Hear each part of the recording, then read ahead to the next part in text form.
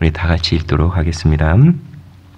수일 후에 아그리빠 왕과 버니게가 베스도에게 문하라러 가이사랴에 와서 여러 날을 있더니 베스도가 바울의 일로 왕에게 구하여 이르되 벨릭스가 한 사람을 구려하여 두었는데 내가 예루살렘에 있을 때에 유대인의 대제사장들과 장로들이 그를 고소하여 정죄하기를 청하기에 내가 대답하되 무릇 피고가 원고들 앞에서 고소 사건에 대하여 변명할 기회가 있기 전에 내주는 것은 로마 사람의 법이 아니라 하였노라. 그러므로 그들이 나와 함께 여기 오매 내가 지체하지 아니하고 이튿날 재판 자리에 앉아 명하여 그 사람을 데려왔으나 원고들이 서서 내가 짐작하던 것 같은 악행의 혐의는 하나도 제시하지 아니하고 오직 자기들의 종교와 또는 예수라 하는 이가 죽은 것을 살아있다고 바울이 주장하는 그 일에 관한 문제로 고발하는 것뿐이라. 내가 이 일에 대하여 어떻게 심리할지는 몰라서 바울에게 묻되 예루살렘에 올라가서 이 일을 신문을 받으려라 한즉 바울은 황제의 판결을 받도록 자기를 지켜주기를 호소하므로 내가 그를 가이사에게 보내기까지 지켜두라 명하였노라 하니 아그리빠가 베스도에게 이르되 나도 이 사람의 말을 듣고자 하노라. 베스도가 이르되 내일 들으시리라 하더라. 이튿날 아그리빠와 버니게가 크게 위험을 갖추고 와서 천부장들과 시중의 높은 사람들과 함께 접견 장소에 들어오고 베스도의 명으로 바울을 데려오니 베스도가 말하되 아그리빠 왕과 여기 같이 있는 여러분이여 당신이 보는 이 사람은 유대인의 모든 무리가 크게 외치되 살려두지 못할 사람이라고 하여 예루살렘에 와서 여기서도 내게 청언하였으나 내가 살피건대 죽일 죄를 범한 일이 없더이다. 그러나 그가 황제에게 상소한 고로 보내기로 결정하였나이다. 그에 대하여 황제께 확실한 사실을 아뢰 것이 없으므로 신문한 후 상소할 자료가 있을까 하여 당신들 앞에 특히 아그리빠 왕 당신 앞에 글을 내세웠나이다. 그 제목도 밝히지 아니하고 죄수를 보내는 것이 무리한 일인 줄 아나이다 하였더라. 아멘. 오늘 말씀을 이렇게 보시면은 베스도가 총독입니다. 총독인데 새로 부임하게 되었습니다. 전에 총독은 벨릭스였는데 새롭게 베스도가 새롭게 신임 총독으로 부임을 하게 되었습니다. 그래서 13절 말씀에 당시 유대를 다스리던 분봉왕이었던 아그리빠 왕과 그의 아내가 어때요? 베스도를 축하하러 환영하러 가이사랴까지 왔다고 하는 겁니다.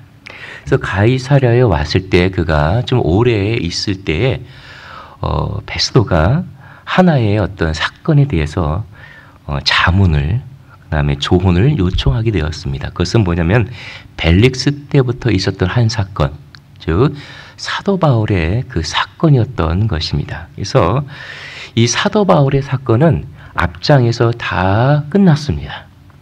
끝났고 이제는 가이사랴 로마 황제한테 보내는 일만 남았는데 벨릭스가 이제는 이어서 베스도가 이 문제에 대해서 24장에서 그 바울의 변명을 들었는데 유대인들이 하도 사도 바울을 죽여야 된다고 저자는 죽일 자라고 해가지고 한번 재판을 열어봤더니 정말 자기는 정말 사도 바울이 정치적인 어떤 잘못을 해서 정말 죽일 자인 줄 알았더니만 고작 종교적인 이야기로 예수가 살았느니 죽었느니 이런 얘기로 고발하던 내용이더라.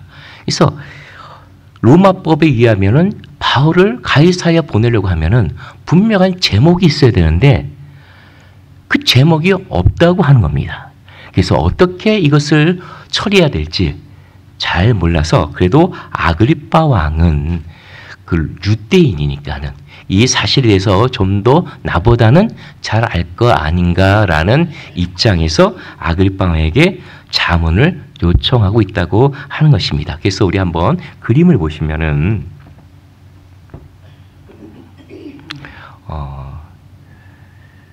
바울의 죄가 무엇이냐라고 하는 겁니다.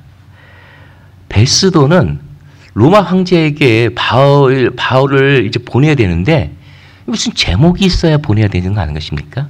뭘 잘못했는가라고 우리가 봐야 되는데 여러분 18장과 오늘 말씀 18장과 19장에 의하면 아무런 제목이 없다고 하는 거예요. 단지 뭐예요? 예수가 살았느냐 죽었느냐 부활의 문제만 있었다고 한다고 하는 것입니다. 그러면서 이제 베스도가 아그리빠 왕에게 지난번에 있던 재판에 대한 이야기를 하는 것입니다. 그래서 그 재판의 내용은 뭐냐면 그 박스 안에 하얀 박스 안에 있던 것처럼 노란 색깔이 있는 것처럼 대제사장들과 장로들이 바울을 어떻게 해요? 고소하는 겁니다. 고소하는 내용이 있다는 거예요. 사도 바울을 고소하는 내용인데 그를 정죄하면서 어떻게 해요? 살려두지 못할 사람이라고 정죄를 했다고 하는 것입니다. 그래서 정말 베스도도 정말 살려두지 못할 사람인가라고 봤는데 실상은 그것이 아니었다고 하는 것입니다. 우리 말씀을 보고 한번 돌아갈까요? 한번 우리 25장 18절 말씀과 19절 말씀을 보도록 하겠습니다. 한번 읽어볼까요? 원고들이 서서 내가 짐작하던 것 같은 악행의 혐의는 하나도 제시하지 아니하고 오직 자기들의 종교와 또는 예수라 하는 이가 죽은 것을 살아있다고 바울이 주장하는 그 일에 관한 문제로 고발하는 것뿐이다라고 얘기하고 있다고 하는 것입니다. 우리가 어제도 다 봤기 때문에 우리는 요런 상황 속에서 정말 성경이 무엇을 중요하게 생각하고 있고 또한 오늘날 교회를 향해서 무엇을 말씀하시는지 우리가 잠시 생각해 보려고 한다고 하는 것입니다.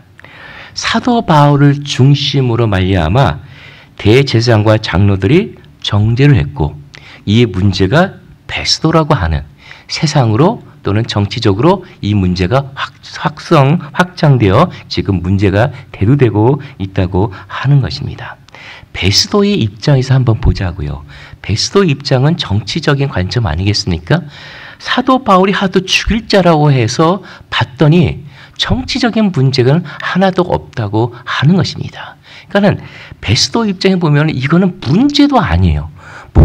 무슨 이런 문제를 가지고 무슨 법정까지 왔는가라고 할 정도로 무시할 수 있는 문제라고 한다고 하는 것입니다. 그러니까 베스도 입장에서 사도 바울을 봤을 때 사도 바울의 죄가 뭐예요? 결국은 유대인들이 정죄한 그 제목이 뭐예요? 예수가 살았느냐? 죽었느냐? 이 문제로 예수가 자기들이 죽인 예수가 살았다라고 바울이 주장하더라라고 하는 거예요. 이 문제 가지고 이 법정에 와서 따지니 베스도가 보기에 어이가 없는 거 아니겠습니까? 다시 말하면 베스도의 입장에서는 예수가 살았든 죽든 아무런 관계가 없다고 하는 거예요. 우리 신앙에 있어서 부활의 문제만큼 중요한 문제가 어디 있겠습니까? 우리 고린도전서 15장 17절에서 20절 말씀 우리 화면에 보면서 한번 읽어보겠습니다. 그리스도께서 다시 살아나신 일이 없으면 너희의 믿음도 헛되고 너희가 여전히 죄 가운데 있을 것이요 또한 그리스도 안에서 잠자는 자도 망하였으니리 만일 그리스도 안에서 우리가 바라는 것이 다만 이 세상의 삶뿐이면 모든 사람 가운데 우리가 더욱 불쌍한 자임이라. 그러나 이제 그리스도께서 죽은 자 가운데서 다시 살아나사 잠자는 자들의 첫 열매가 되셨느니라. 사도 바울과 기독교와 우리의 신앙에 있어서는 예수의 부활이 굉장히 중요하다고 하는 것입니다. 그런데 베스도의 입장에서는 예수가 살던 예수가 죽었던 아무런 관계가 없다고 하는 것입니다. 성경이 우리가 이렇게 기록된 말씀을 보면서 우리가 생각해야 될 것이 뭐냐면 오늘날 교회는 어떠한가라고 하는 것입니다. 사도 바울이 전하고 있는 이 복음의 핵심이 부활인데 우리는 부활에 대해서 어떠한 입장을 취하고 있는가라고 하는 것입니다. 우리는 부활에 또는 부활의 삶에 대해서 관심이 있는가라고 하는 것입니다. 부활의 삶보다는 예수가 살았던 예수가 죽었던 그게 중요한 것이 아니라 내가 이 땅에서 지금 어떻게 살아야 되는가? 나의 삶이 더 중요하게 여기지는 않는가라고 하는 것입니다. 예수를 믿는데 이 땅의 삶을 중점으로 두고 산다면 우리만큼 불쌍한 사람이 없다고 하는 것입니다. 우리 신앙인들은 부활의 삶, 부활의 소망, 그리고 그 부활의 영이 성령께서 우리 안에 있어서 이 땅에서 살지만 하늘의 삶을 이 땅에서 맛보며 살아갈 수 있도록 우리를 인도하신다고 하는 것입니다. 그만큼 부활의 삶이 없다고 하는 것은 그 인생은 허무함, 교회에 다니지만 여전히 허무함 속에 살아갈 수밖에 없다고 하는 것입니다. 뿐만 아니라 베스도가 사도 바울을 바라보는 관점이 있는가 하면 대제사장들과 장로들이 사도 바울을 바라보는 관점이 있었다고 하는 것입니다. 대제사장들과 장로들은, 특히 유대인들은 사도 바울을 어떻게 얘기해요? 살려두지 못할 자라고 얘기하고 있다고 하는 것입니다. 죽일 자를 반드시 죽여야 된다는 겁니다. 왜요? 예수가 살아있다고 얘기하기 때문에 그렇다고 하는 것입니다. 이게 어떤 맥락이 있냐면은 우리가 예수를 죽일 때도 유대인이 똑같은 방식으로 사도 바울 죽일 방식으로 예수를 죽이지 않았습니까? 어쨌든 예수가 메시아요, 하나님의 아들이라고 하는 것에 대해서 유대인들은 그것을 용납하지 못했다고 하는 것입니다. 나사렛 출신 예수가 메시아가 될 수 없을 뿐만 아니라 어떻게 사람이 메시아가 될 수 있는가? 그리고 유대인들이 생각하는 메시아 관점과 예수가 말하는 메시아의 관점이 틀리다고 하는 것입니다. 그러니까 하나님이 보시는 이 땅에 보내신 메시아의 그 입장과 유대인들이 원하는 정치적으로 회복되는, 그리고 경제적으로 잘 사는 이런 메시아의 관점이 틀리다고 하는 것입니다. 그 더욱이 십자가에 못 박힌 예수가 우리의 메시아라고 하는 것, 그리고 그분이 우리가 절대로 메시아라고 인정하지 않았던 그 예수를 죽은 자 가운데서 다시 살아났다고 말하는 사도 바울은 더욱더 용납할 수가 없었다고 하는 것입니다. 여러분, 우리가 한번 말씀을 보도록 하겠습니다. 우리 보면은 로마서 10장 9절 말씀에 어떤 말씀이 있냐면 우리 한번 읽어보겠습니다. 내가 만일 내 입으로 예수를 주라 시인하며 또 하나님께서 그를 죽은 자 가운데서 살리신 것을 내 마음에 믿으면 구원을 받으리라. 여기서 구원을 받는데 우리가 다 내 입으로 예수를 주로 시인하는 거 우리가 알지만은 우리가 이거를 놓칠 때가 있어요. 그를 예수를 죽은 자 가운데서 살리신 것을 내 마음에 믿으면 내가 구원을 받으리라라고 말씀하고 있다고 하는 거예요. 그만큼 예수의 부활은 상당히 우리에게 있어서 신앙이 있어서 중요한 문제라고 하는 것입니다. 그런데 사단은 이거를 저지할 수밖에 없다고 하는 거예요. 예수를 십자가에 못 박은 자리에 보냈을 뿐만 아니라 그 예수가 죽은 자 가운데 살아났다고 하는 것을 선포하는 사도 바울을 죽일 수밖에 없는 사단의 뭐라고 할까요? 입장이라고 할까요? 왜냐하면 예수가 죽은 자 가운데 살아났다는 것을 믿으면 구원을 얻기 때문에 사단은 사도 바울을 죽이려고 할 수밖에 없었다고 하는 겁니다. 그러니까 대제사장들과 장로들 배후에는 누가 있어요? 사단의 역사가 있었다고 하는 것을 우리가 놓쳐서는 안 된다고 하는 것입니다. 우리에게도 마찬가지 아닙니까? 우리에게도 부활의 관점, 우리가 십자가를 얘기하는 것은 동면의 양면을 얘기하는 겁니다. 십자가를 얘기하는 것은 부활에 대한 십자가에 죽어야지만이 부활이 있는 것처럼 똑같기 때문에 우리 한쪽만 우리가 봐서는 안 된다고 하는 것입니다. 우리는 부활이라고 하는 입장도 계속해서 봐야 된다고 하는 것입니다. 예수를 입으로 시인할 뿐만 아니라 예수가 죽은 자 가운데서 다시 살아났다고 하는 것, 이것을 우리가 마음으로 믿어야 된다고 하는 것입니다. 근데 우리가 그것을 놓칠 때가 많다고 하는 것입니다. 그러니까는 우리의 신앙에 있어서 사도 바울이 얘기한 것처럼 부활이 중요하다는 겁니다. 부활이라고 하는 것은 세상을 목적으로 삼지 않는다고 하는 것입니다. 그런데 우리는 어떻게 해요? 부활을 베스도의 관점, 정치적인 관점으로 보기도 하고 종교적인 관점, 대제사장과 장로들의 관점을 봄으로 말미암아 부활을 하나의 내 삶과 관계없는 삶으로 적용하지 않을 때가 많다고 하는 것입니다. 베스도의 정치적인 관점이 뭡니까? 내가 예수를 믿어서 유익이 되는가? 뭐가 유익이 되는가? 이런 겁니다. 베스도는 돈이 안 되는 거예요. 사도 바울의 재판에서는 나올 게 없는 겁니다. 나올 게 없는 거예요. 예수가 죽었다 살았다 이 문제가 그에게는 중요한 게 아니라고 하는 거예요. 정치적인 것은 뭐예요? 내게 유리한가? 내게 도움이 되는가? 내게 유익이 되는가? 이런 세상적인 관점이라고 하는 거예요.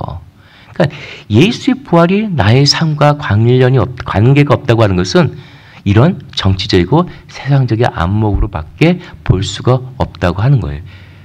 예수와 예수의 죽음으로 말미암아 피로 사신 이 교회를 그렇게 바라보고 있다고 하는 거 아니겠습니까? 더 나아가서 대제사장들과 장로의 입장은 그 배후에는 사단의 입장이 있다고 하는 것을 우리가 잊어서는 안 된다고 하는 것입니다. 그래서 복음, 부활보다는 뭐예요? 유대교의 율법과 관습, 이게 더 중요한 거예요. 왜 사도 바울을 왜 죽이려고 하는 겁니까?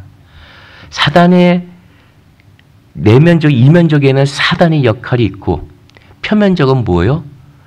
유대인답게 살려고 하는 거예요. 유대인답게. 그러니까 지금으로 하면 유대인의 관습과 문화를 지키라는 것처럼 교회가 원하는 것만 하라고 하는 거예요. 그러니까 교회의 핵심은 부활인데 그것을 놔두고 교회 생활만 잘 하라고 하는 것과 관련이 있다고 하는 것입니다. 이게 무슨 얘기냐 하면은 전에 그런 성도님들이 있었어요. 교회만 오면은 죄인이 되는 거예요. 바깥에서는 안 그런데 교회만 오면 교회가 하라는 대로 잘 못해요.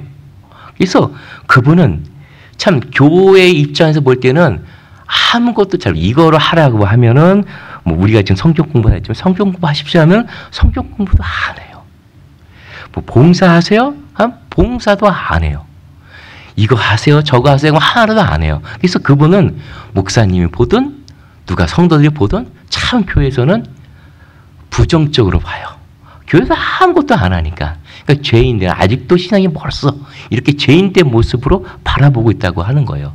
그래서 그분과 한번 얘기했더니 자기는 교회면 어떻게 할 줄 모르겠대요. 교회가 원하는 대로 자기는 그 사람이 어떻게 돼야 될지를 모르겠대요. 그런 모습이 입장이 있다고 하는 거예요. 근데 그분은 자연 속에 나가서는 하나님을 엄청 잘 느낀대요. 만물을 보면서 하나님의 사랑을 막 느끼는데 교회가 오면 교회가 원하는 방식으로는 자기가 그렇게 잘 안 된대요. 상황이. 그러니까는 중요한 것은 우리 안에 있는 예수 그리스도의 영, 부활의 영, 이 영으로 말미암아 살아내는 것이 더욱더 포커스고 우리 신앙에 있어서 가장 중요하다고 하는 것을 가르쳐야 되는데 우리는 뭐예요? 교회에 보이는 형식적인 것들. 이런 것들 통해서 하나님께 우리는 더 나가지만 그런 의미에서 중요하지만 형식이 중요하지만 우리가 너무나 형식적인 거를 하지 못하는 거에 대해서 우리는 그것이 하면은 좋은 사람이요. 하지 않으면 나쁜 사람이. 교회가 원하는 대로 하는 사람이 착한 사람이고 구원에 합당한 신앙생활을 하는 것처럼 우리는 그렇게 착각할 수가 있다고 하는 것이에요. 그러니까 구원받으려면 유대인이 먼저 되라고 하는 것처럼 우리가 그것이 아니라 뭐요? 먼저 성령이 우리 안에 있는 것이 더욱더 우리에게 구원이 있어서 궤정이 먼저 중요하다고 하는 것을 우리가 놓쳐서는 안 된다고 하는 것입니다. 그렇기 때문에 사도 바울의 관점을 바라보는 두 가지 견해가 있다고 하는 것입니다. 끝으로 우리가 한 가지 더 생각해야 될 것이 뭐냐면은 사도 바울의 이 부활이 교회와 우리 신앙에서 굉장히 중요하다고 한다면, 우리가 놓쳐서서 안 된다고 한다면, 오늘날 우리 교회도 우리가 교회를 볼 때 어떤 관점에서 봐야 돼요? 사도 바울이 주장했던 부활의 관점에서 우리를 보셔야 된다고 하는 거예요. 그런데 오늘날 교회는 어떻습니까? 세상이 걱정하는 교회가 되었다고 하는 것입니다. 제가 이 말을 상당히 오래전부터 들었다고 하는 것입니다. 이 말은 꽤 오래전부터 나와서 왜요? 교회가 세속화가 되었기 때문에 그렇다는 거예요. 교회가 부활이라고 하는 중요한 이슈보다는, 아니 그런 내용보다는 어떻게 해요? 세속화되어서 세습 문제라든가 윤리적인 이성의 문제라든가 또는 교회 돈에 손을 대는 이런 문제가 교회 안에 일어나면 말미암아 세상에 알려지고, 세상보다 못한 교회가 됨으로 말미암아 교회가 교회답지 못하는 것에서 비난하는 것을 넘어서 이제 어떻게 해요? 세상이 교회를 걱정하는 시대가 되었다고 하는 것을 상당히 오래전부터 우리가 들어온 이야기라고 하는 것입니다.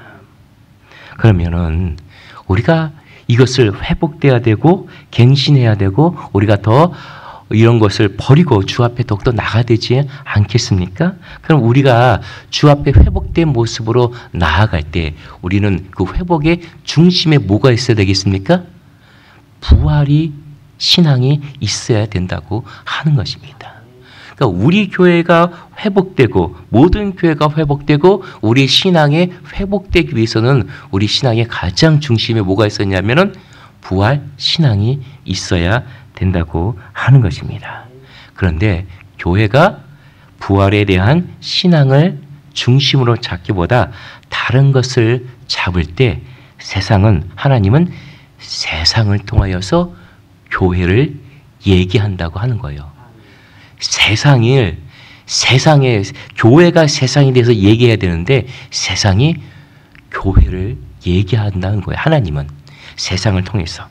그래서 우리가 25절의 말씀, 27절의 말씀 보면은 거기 베스도가 가이사한테 바울을 호송하여 바울을 보낼 때 제목도 없이 보내는 것은 무리한 일이다라고 얘기하고 있다는 거예요. 이 무리하다라고 하는 것을 헬라어로 보면은 로고스라고 하는 겁니다. 알은 부정은 낫이고 로고스는 말씀이에요. 그러니까 말도 안 된다. 말도 안 된다. unreasonable. 이성이 없는, 이 생각 없이 하는 모양이다라고 얘기하고 있다고 하는 것입니다. 이 단어가 바로 부활이 없는 교회를 세상을 통해서 하나님께서는 우리 교회에게 말하고 있다고 하는 겁니다. 로고스라고요. 부활의 신앙 없이 살아가는 우리의 신앙을 향해서 하나님께서 뭐라고 얘기해요? 로고스라고 얘기하고 있다고 하는 것입니다. 따라서 우리가 로고스로 산다고 하는 것이 뭐예요? 요한복음 10장 10절 말씀 한번 읽고 마무리를 하도록 하겠습니다. 요한복음 10장 10절에 보면 도둑이 오는 것은 도둑질하고 죽이고 멸망시키려는 것뿐이요 내가 온 것은 양으로 생명 얻게 하고 더 풍성히 얻게 하려는 것이라. 부활의 삶을 사는 신앙과 교회는 어떤 거예요? 부활의 신앙이 아닌 교회와 신앙은 뭐예요? 부활이 아닌 신앙은 어떻게 해요? 도둑이 오는 것은 도둑질하고 어떻게 해요?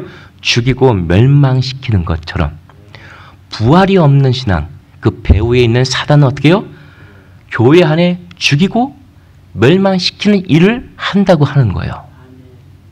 그러나 예수의 영, 부활의 영이 우리 안에 있고 교회 안에 있으면 어떻게 하는 거예요? 생명을 얻게 하고 생명을 살리는 일을 하고 어떻게 해요? 살리되 어떻게 해요? 더 풍성히 살리는 일을 한다고 하는 것입니다. 우리 신앙과 우리 교회 안에 죽이는 일을 합니까? 생명을 살리는 일을 합니까? 부활로 산다고 하는 것은 내 안에 어때요? 생명이 더욱더 풍성하게 많아지는 거예요. 나뿐만 아니라 우리 모두가 함께하여 생명의 삶을 풍성하게 누리며 살아간다고 하는 것입니다. 그러나 베스도라든가 유대 종교자들에게는 생명, 부활의 신앙이 없었기 때문에 어떻게 해요? 사도 바울이 갖고 있던 사도 바울의 그 복음을 어떻게 해요? 죽이고 멸망시키려고 했다고 하는 것입니다. 우리 신앙에 돌아볼 때, 우리 교회를 돌아볼 때 우리는 부활의 신앙의 핵심이라는 것을 알고 있습니다. 그 핵심에는 뭐가 있어요? 살리는 영이 있다는 겁니다. 살리는 것. 나는 오늘 살고 있는가? 나는 살고 있는가? 우리 교회는 살리는 사역을 하고 있는가? 아니면 나는 지금 내 영이 죽고 있는가? 아니면 우리는 사역을 죽이는 사역을 하고 있지 않은가? 부활의 삶을 살지 않으면 다 어떻게 해요? 세상적이고 어떻게 해요? 정치적이고 종교적으로 밖에 살 수가 없다고 하는 것을 여러분 잊지 말고 우리는 무슨 관점? 하나님의 관점, 부활의 관점으로 사람을 살리고 나를 살리는 그런 삶을 오늘도 우리가 살아가야 될 줄 믿습니다. 이 부활의 삶이 오늘도 여러분의 삶의 어느 곳에 갔든지 부활의 삶으로 말미암아 하나님의 능력 있는 삶을 살아가는 저와 여러분 되기를 원합니다. 함께 기도하겠습니다. 살아계신 아버지 하나님, 우리가 부활의 삶을 살아야겠습니다. 나를 돌아볼 때, 교회를 돌아볼 때에 우리는 살리는 일을 하고 있는가? 아니면 죽이는 일을 하고 있는가? 우리를 돌아보게 하여 주셨고 생명을 살리고 내 영혼을 살리는 그 일에 부활의 삶을 중심으로 오늘도 살아갈 수 있도록 인도하여 주옵소서. 나에 대해서, 죄에 대해서 죽고 예수에 대해서 살아가는 삶을 오늘도 살아가게 하여 주시고 먼저 그의 나라와 의를 구하는 저희들 삶이 되게 하여 주옵소서. 감사하며 예수님의 이름으로 기도합니다. 아멘.